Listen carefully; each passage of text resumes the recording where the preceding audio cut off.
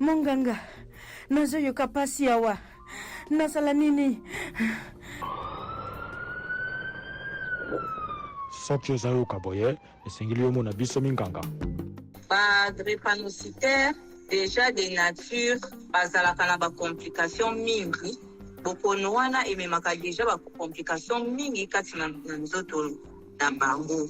Alors boye ya COVID-19 déjà eye lisusu ko compliqué ba complication oyo déjà ba vivaka au quotidien kati na banzoto na bango. Et kwa aggraver ma complication wana oyo ba vivaka nango déjà mokolo na mokolo kati ya nzoto na bango. Docteur Sandra, ba complication ba bakutana nango ezali vraiment nini ya ndenge nini? Ba drépanocytaire ba complication eza ebele. Alors oyo penza ya makasi oyo ba vivaka nango au quotidien donc mokolo na mokolo ezali ba douleur ba vivaka na ba douleur mikolo nyonso. Alors ba douleur wana yaka mingi à partir ya ba fièvre. Alors soki fièvre ememi déjà complication wana o ya douleur, imaginez le sous ko bakisa mali sous na ba fièvre o ya COVID-19. Donc ma douleur wana mais eza penza eloko ya liboso oyo ememaka ba drépanocytaire na consultation.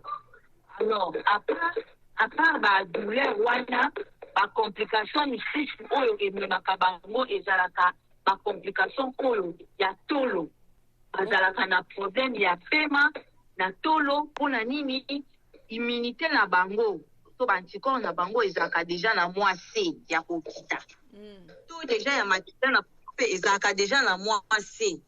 Alors boye ya COVID-19 wana tango ekoya et quoi aggraver les sous problèmes respiratoires oyo wana drépanocytaire azana yango. Donc hormis ça ba complication eza ebele mais oyo penza ya makasi penza oyo ba vivaka nango mikolo na mikolo oyo COVID-19 et ya quoi aggraver eza surtout mibale wana oyo natangi. Docteur Sandra nabike na mboka RDCP COVID-19 ebetaki makasi bino ba bozalaka bosungaka bozali kosala ba recherche na bino bolukiliki epai ya ba drépanocytaire mikakatano nini bomonaki yango na ba drépanocytaire oyo bazali na kati ya RDC pendant période oyo ya COVID-19? Na période ya COVID-19 tomeka kosala enquête